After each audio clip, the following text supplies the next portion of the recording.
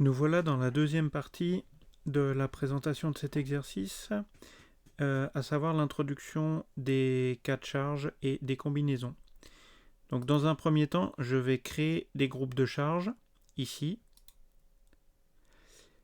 Donc par défaut, le logiciel crée automatiquement un groupe de charges permanent, que je vais renommer ici en perm, pour permanent. Je vais créer un deuxième groupe de charges, cette fois-ci variable, qui me permettra d'introduire la charge de neige. Je vais donc l'appeler neige. Et je vais ici changer sa catégorie. Donc, je vais sélectionner bâtiment neige. Ceci permettra au logiciel d'appliquer les bons facteurs lorsqu'il fera les combinaisons de charges. Et troisième et dernier groupe, nous allons l'appeler vent, dans lequel nous allons introduire le vent depuis la direction de la gauche et le vent depuis la direction de la droite. Donc la relation, je vais la modifier en exclusif, car évidemment, je ne veux pas que le vent souffle des deux côtés en même temps. Le type de charge, je dois le modifier en bâtiment vent. Et j'ai terminé l'introduction de mes groupes de charge. Je vais ensuite passer à la création des cas de charge. À nouveau, le logiciel me propose ici automatiquement le cas de charge poids propre. Je vais l'appeler PP, qui est donc défini correctement, puisque c'est une action permanente dans un groupe de charge permanent, et vous voyez qu'ici c'est déjà défini le poids propre. Je vais créer un deuxième cas de charge qui va être les charges permanentes. Je vais l'appeler surcharge.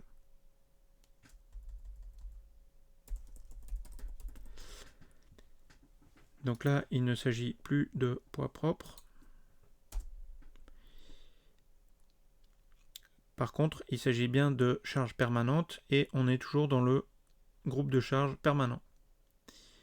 Je vais maintenant créer un troisième cas de charge, le cas de charge de neige.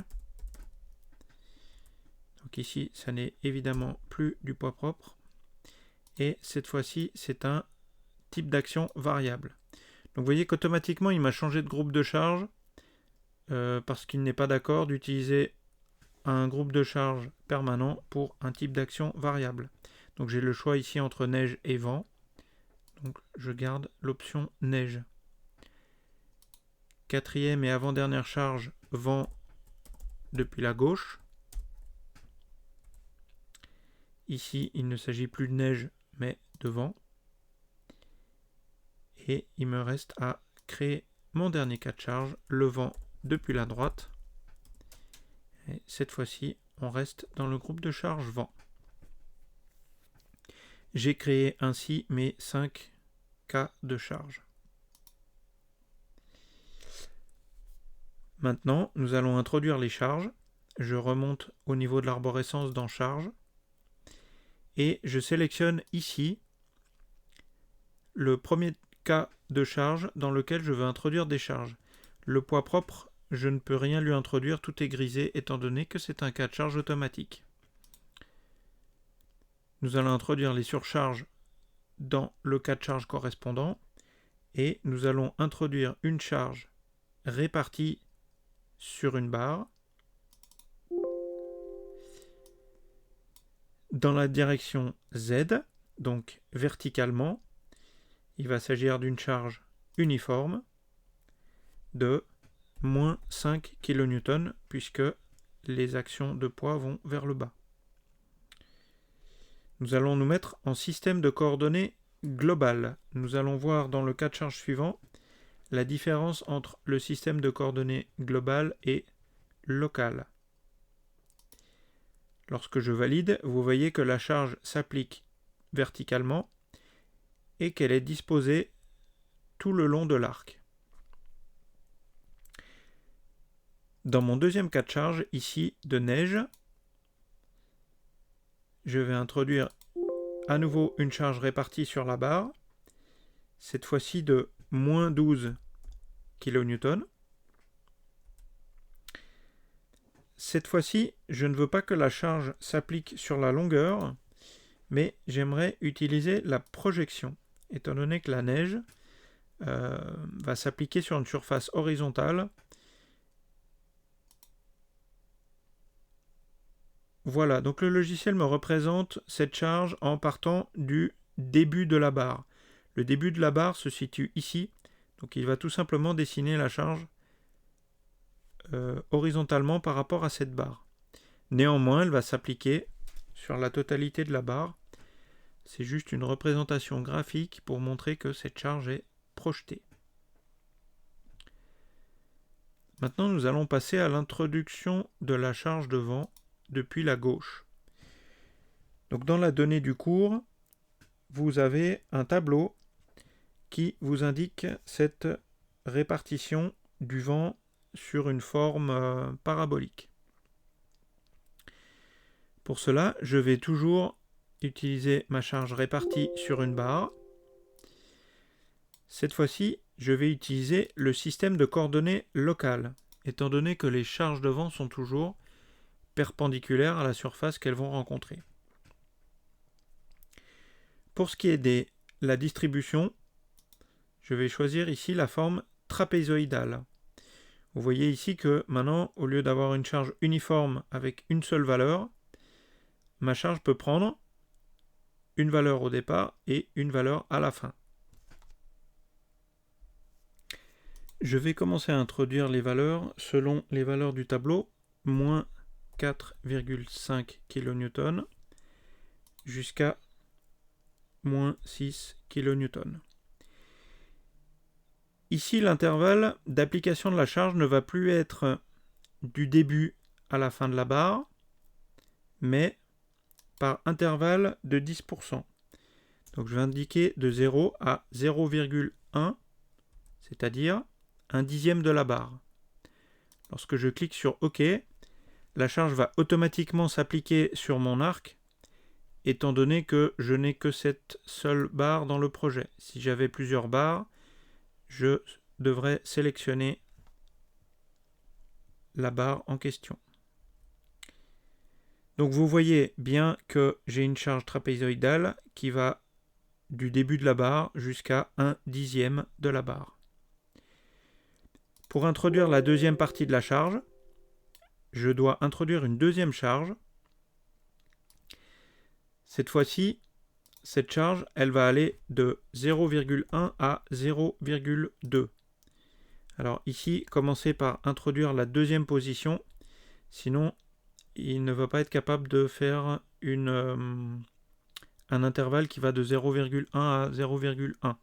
Donc tapez d'abord la deuxième valeur, plus grande, puis modifiez la première valeur. Ici, ne pas oublier de changer les valeurs. Donc maintenant, nous avons une charge qui va de moins 6 à moins 3. Et je peux faire OK.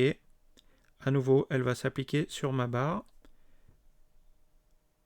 sans que j'ai besoin de la sélectionner. Pour le troisième partie de ma charge, à nouveau, je vais modifier ici 0,3, 0,2. Et les valeurs sont de moins 3 à plus 3. Donc dans cette zone, on a une inversion des charges et on a un effet de soulèvement qui apparaît lorsqu'on s'approche du centre de l'arc. Voilà, je vais encore introduire une quatrième partie. À nouveau, je dois aller de 0,3 à 0,4.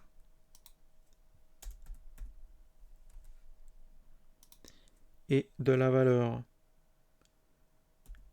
plus 3 à plus 11. Voilà. Vous voyez que le phénomène de soulèvement est ici relativement important. Nous allons maintenant arriver au milieu de l'arc. et nous avons les valeurs 11. Donc ici, il s'agit d'une charge uniforme, donc je peux soit introduire une charge trapézoïdale avec deux valeurs, soit une charge uniforme.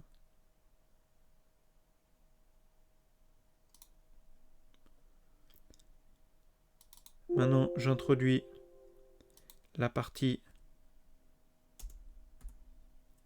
partie à droite du milieu, donc de 0,5 à 0,6. Je dois remettre ici une distribution des charges trapézoïdales avec des valeurs allant de 11 à 8.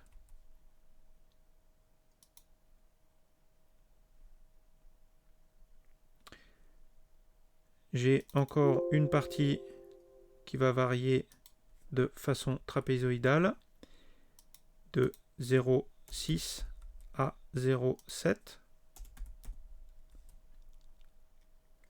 Ici, j'ai oublié de modifier la valeur, donc ça va de 8 à 3. Et ensuite, le reste de l'arc va être constant.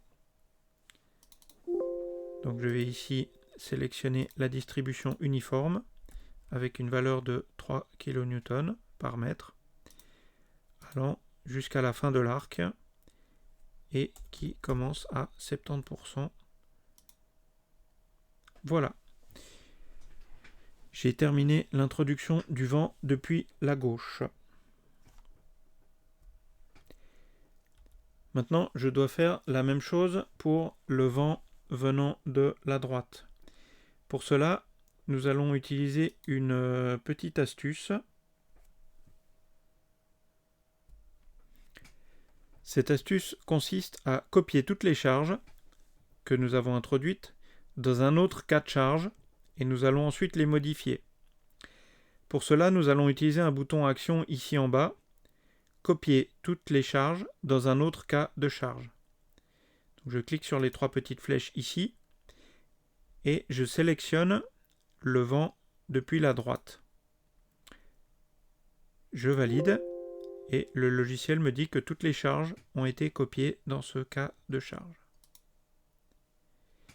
Donc je suis toujours ici dans mon vent gauche, évidemment rien n'a changé.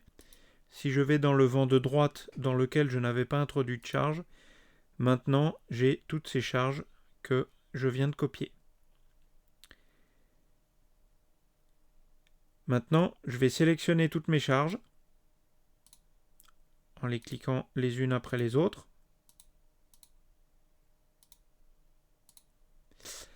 Et je vais tout simplement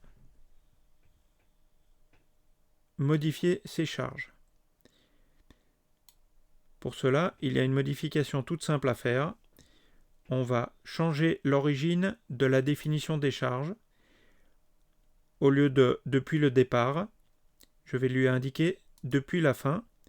Et vous voyez que mes charges se sont inversées. Ici, si je sélectionne cette charge que j'avais définie sur cette partie-là, donc de 0 à 0,1, vous voyez qu'ici, dans les propriétés, elle va toujours de 0 à 0,1, mais depuis la fin, donc depuis l'autre côté. C'est exactement ce que je voulais. Je n'ai donc pas eu besoin de ressaisir toutes les données de ce cas de charge. Il nous reste à créer les combinaisons de cas de charge. Pour cela, je vais fermer ici ce petit onglet de charge et je vais aller ici dans combinaison. Dans la version 19, le logiciel crée automatiquement une combinaison ELU standard et une combinaison ELS fréquent. Ces combinaisons sont mises à jour automatiquement, ça veut dire que si vous rajoutez des cas de charge, ils vont automatiquement se mettre dans ces combinaisons. Ce sont des combinaisons de type SIA ELU standard, c'est-à-dire ce sont des combinaisons automatiques selon les normes. Donc pour pouvoir y voir plus clair lorsqu'on veut étudier les combinaisons de cas de charge, je vais éclater ces combinaisons. en combinaison linéaire. Pour cela, je vais renommer cette combinaison pour ne pas avoir sans cesse cette dénomination. Donc je vais tout simplement l'appeler ELU, sans chiffre. Je vais mettre ici que c'est une combinaison automatique. Puis je vais les éclater en combinaison linéaire. Le logiciel m'avertit d'une création possible de 27 combinaisons. En l'occurrence, nous n'en avons que 22, parce qu'il y a des combinaisons qui se permutent. Voilà, donc ainsi j'ai la combinaison automatique qui s'appelle ELU et les combinaisons linéaires qui s'appellent ELU avec un chiffre derrière. Je peux donc ainsi facilement les reconnaître. Pour l'ELS fréquent, je vais simplement passer la partie du nom automatique dans la description. Ainsi, je n'aurai pas la valeur auto dans toutes mes combinaisons éclatées. Voilà, donc cette charge, je peux également l'éclater, pardon, cette combinaison, je peux également l'éclater en combinaison linéaire. Voilà, finalement j'en ai que 4. Et je peux maintenant fermer cette fenêtre. Je vais créer des classes de résultats, pardon. Ici, vous voyez qu'il a créé automatiquement des classes de résultats. Et ici, j'ai ce que je ne veux pas voir, c'est-à-dire ma combinaison automatique qui fait partie de mes classes de résultats. Donc je peux soit modifier celle-là, soit en créer une nouvelle. Je vais l'appeler classe ELU. Je vais donc ici enlever tout ce que j'ai en faisant supprimer tout, et je ne vais prendre que les combinaisons ELU linéaires. Donc je sélectionne uniquement celle-là, je fais ajouter et je valide par OK. Je vais également créer une classe ELS fréquent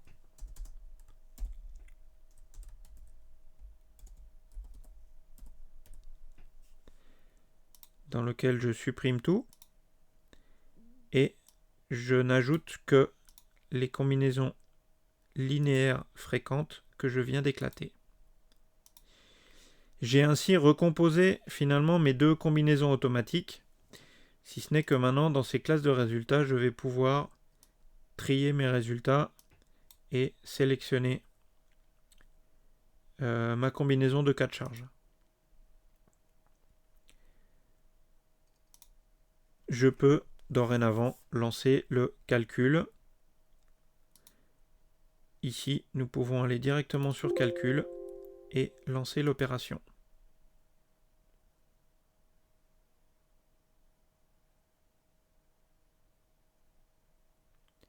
Je vous laisse la fin du calcul afin que vous puissiez vérifier que vous ayez approximativement les mêmes résultats. Donc une translation maximale de 0,86 mm et une rotation maximale de 0,719.